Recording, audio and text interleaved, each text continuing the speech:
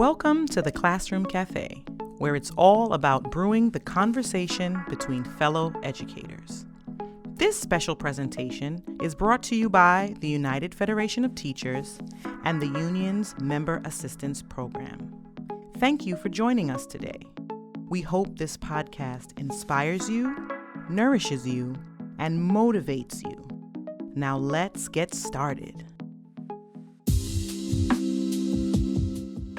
Hello, and welcome to another episode of the Classroom Café podcast. I'm Sonya Williams, your host, and I'm joined here by our co-host, Janice Acosta. Hi, everyone. I'm Janice Acosta, Clinical Coordinator at the UFT Member Assistance Program. Well, today we have a special guest. We are joined by Sonya Brown, who is a retired Department of Education Teacher Development Specialist. She is currently a transformational life coach, interfaith chaplain, and a restorative yoga teacher. Sonya, I'm so glad you even found the time to be with us today. Welcome. Thank you. I'm so happy to be here. I'm really looking forward to our conversation. Likewise. Yeah, same here.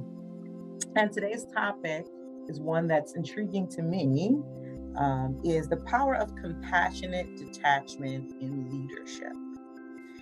So, Sonya, this is something that we don't hear very much.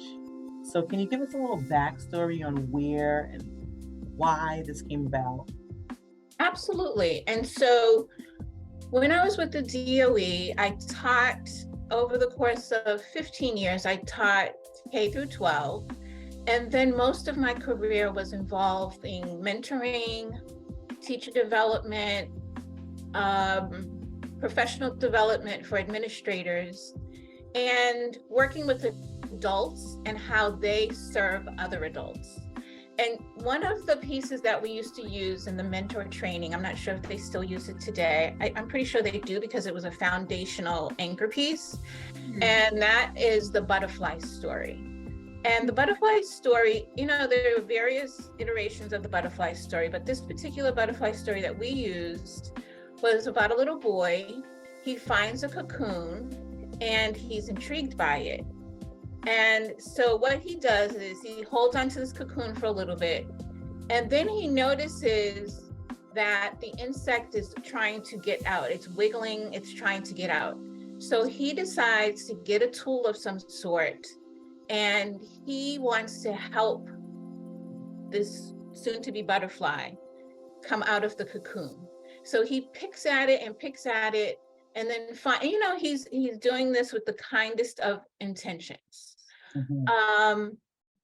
So he digs at it, and then finally the butterfly comes out. However, the butterfly looks very feeble, and the boy, again, continues to watch the butterfly because he's not understanding, I tried to help this butterfly, why isn't it flying? And so the butterfly does survive, however, it never flies. And so we would share the story to encourage a conversation with mentors and administrators around what it looks like for the new teacher or other folks that you might be working with as an administrator or mentor or instructional coach. And so the idea was, there can be no progress without struggle. And I love Frederick Douglass. However, I personally don't fully believe that.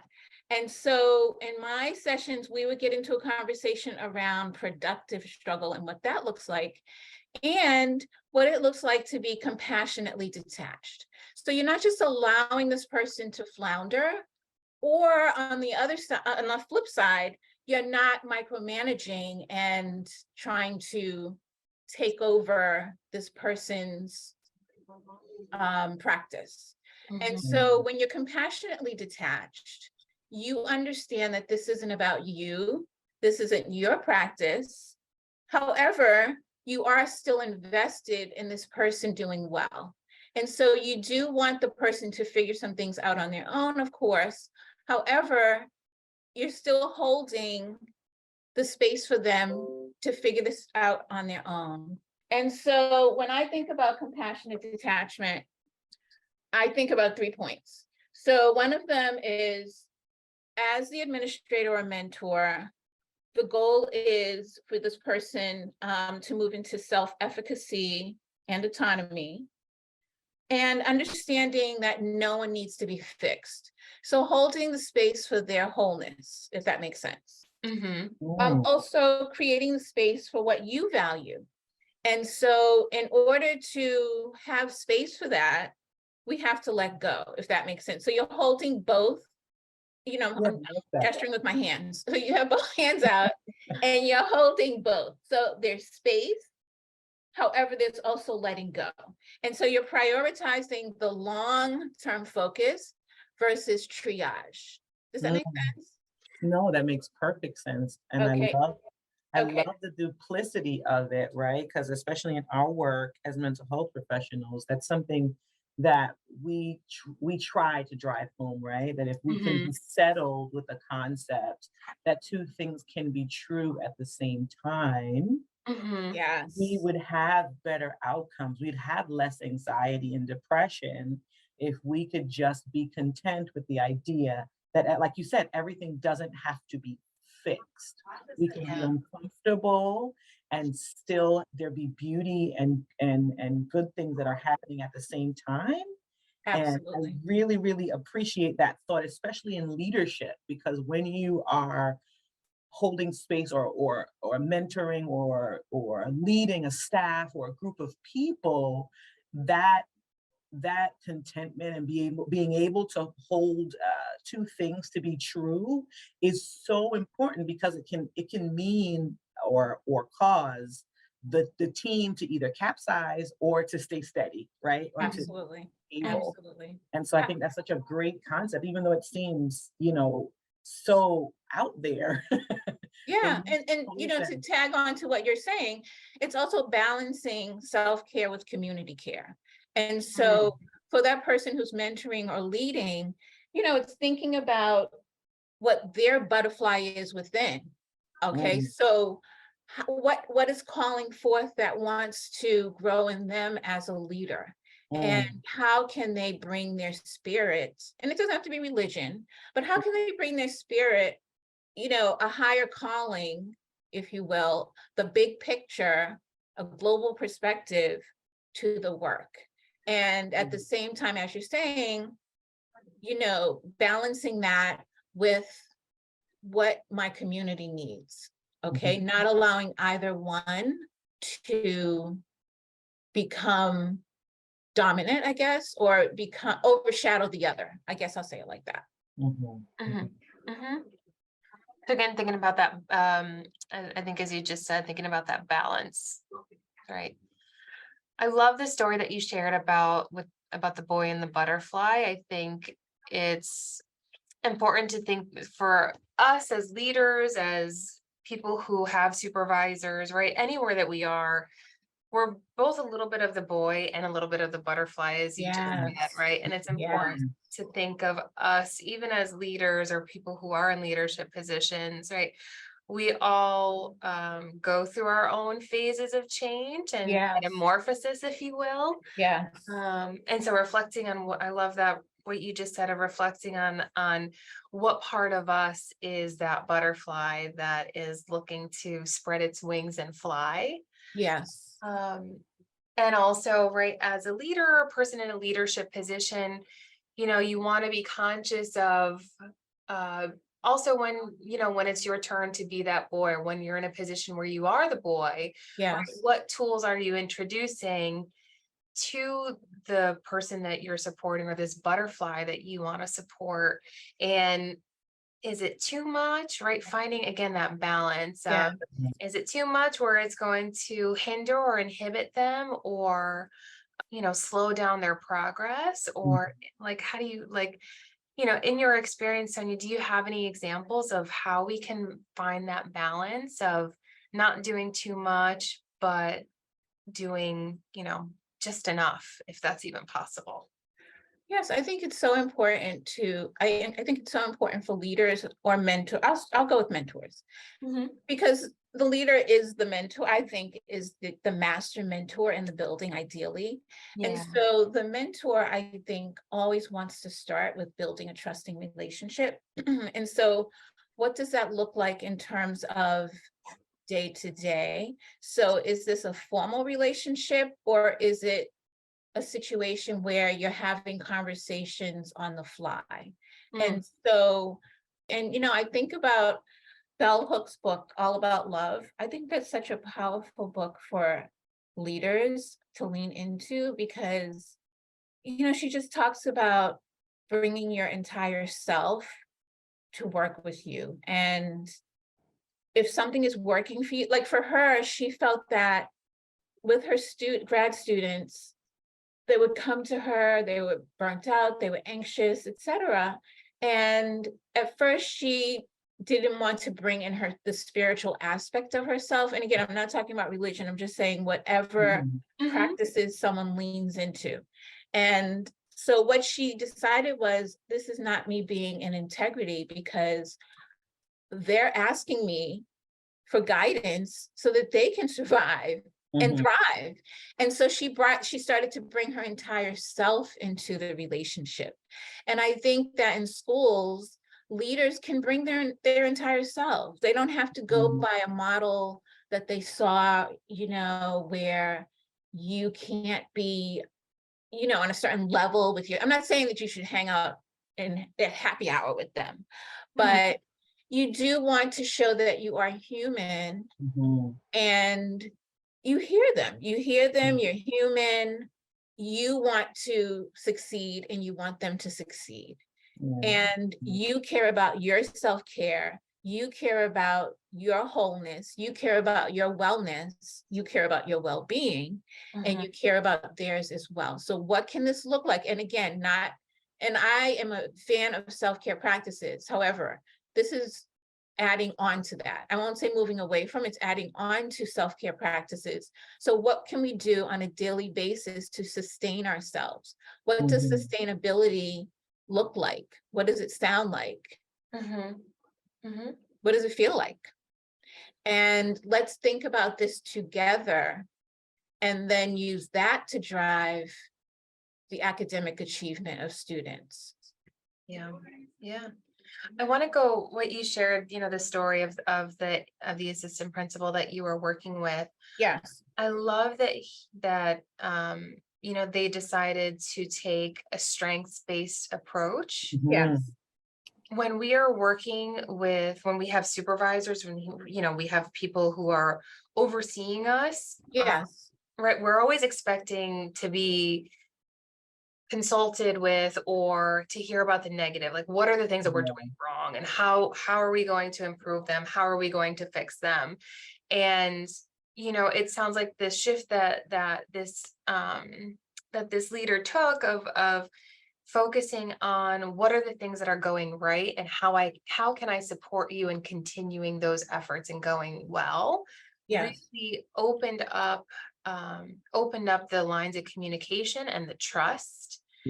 And being mental health clinicians, right, taking a strengths-based approach is something that we often do with our members, because it's so empowering. Yes. And when you can empower someone and point out those strengths and really focus on them and help them translate it, right, to maybe areas where they want to grow or are looking to grow, it can be really, really impactful and powerful. So I love that, that this principal took this, instead of disciplining or focusing on the negative, he decided to empower and really lift up.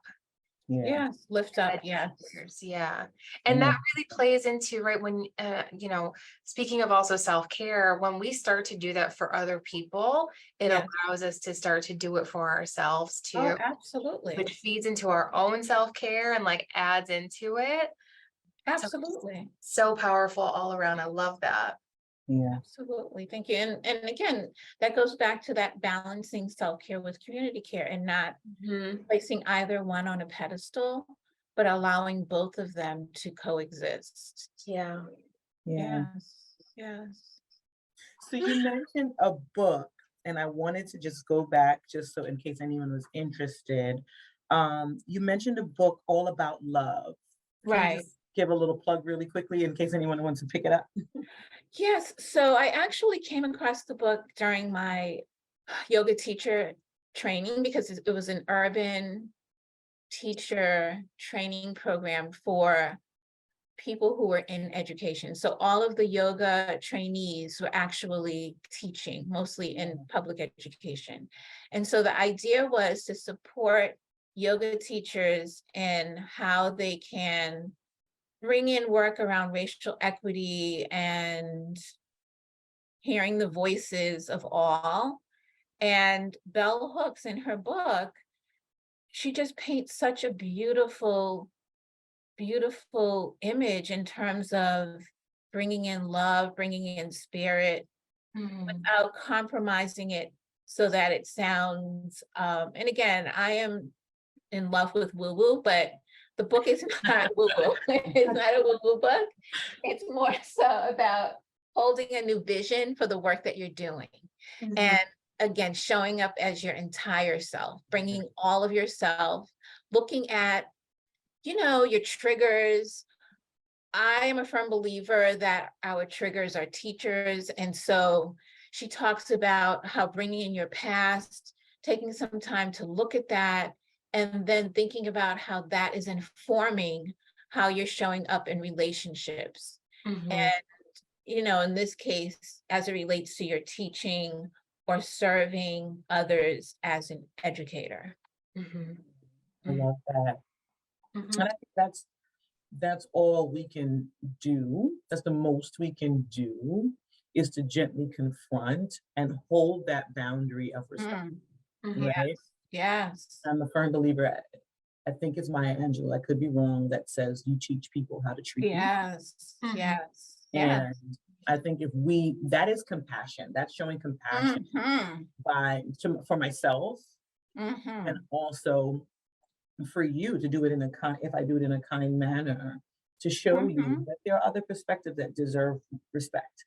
We don't have to agree, but we can have and walk in compassion with Absolutely. Absolutely. Gentle boundaries. Absolutely. Yeah. Absolutely. Yes. I love that. Yes. Do you I like just want to add one thing about transformational coaching. And so Yeah. the difference between transformational coaching and other coaching is that all coaching is centered around moving someone forward. When someone comes to coaching, they're saying, okay, I want to move forward. And someone can be in therapy and coaching at the same time, of course. So with transformational coaching, you're working with the client on how they see themselves. So that's the big difference. And you're really going deep in terms of how they see themselves currently and what's the vision they hold for themselves, and supporting them in moving towards that vision, even if it means you are sometimes the only one holding the vision. So I just wanted to add that. I love that. So having a goal together, Yes. being the constant of, right, because transformation change is hard. And so as a transformational coach, you're being the constant, you're holding that person toward and continue to push them towards their goal, even when they're ready to throw in the towel, whether that's consciously or subconsciously. Oh yeah. Yes, that subconscious piece. Yes. That's a whole, the subconscious piece, because that's where our beliefs are. And and we don't always see, it. And it goes back to knowing, right? You said our triggers are our teachers, knowing what our triggers are, how we present them or how we respond to them in ways that we know or don't even realize. Yes. And that's the beauty of having a trusted partner, as a coach or what have you, is that this person is able to see them and again, they're still holding the space that you are whole, you are well. And as you said, that goal, that ultimate vision for you. Mhm. And so even if sometimes, we have to talk about the trigger that's showing itself, it's not coming from a place of, I got you, or I'm gaslighting you, or what have you. Mhm. I am working with you. We're in this together. Yeah. Yeah.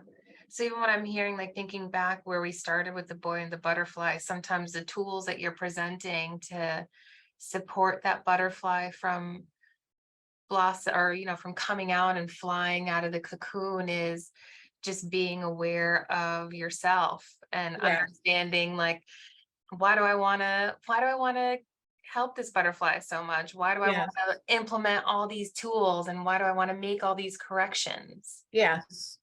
Mm. Yes. The butterfly will survive. As you're saying, the butterfly will survive. Yeah. However, you want the butterfly to thrive. Yeah. And in order for the butterfly to fly, yes, we do have to check in with ourselves first. I think I am a huge fan of self-reflection. I Mhm. really am. Mhm. Yeah. Without judgment. Yeah. Always without judgment. Yeah. And that's the Yeah. hardest piece sometimes. Yes. Oh, Yeah. yeah. Well, thank you so much, Sonya. This has been such an incredible conversation. You've brought so many wonderful gems to this conversation. So thank you so much. Thank you. I enjoyed it tremendously. I'm just so excited right now. Yes, and I think if we could take one thing away from this, is that no one needs to be fixed. We're all the boy and the butterfly. Yes. Oh, yes. Yes. Okay. Yeah. So thank you, Sonya.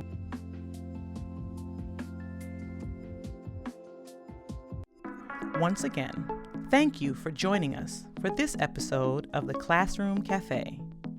If you are a UFT member, the Members Assistance Program can be reached at 212-701-9620 or at mapinfo@uft.org.